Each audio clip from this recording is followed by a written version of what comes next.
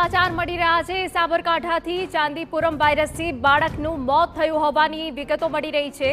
ખેડબ્રહ્માના દિગલથલી ગામના બાળકનો વાયરસે ભોગ લીધો હોવાની વિગત। હિંમતનગર સિવિલ હોસ્પિટલમાં 3 દિવસ પહેલા બાળકનું મોત થયું હતું અને વિગતો મળી રહી છે કે વાયરસથી મોત થયું છે।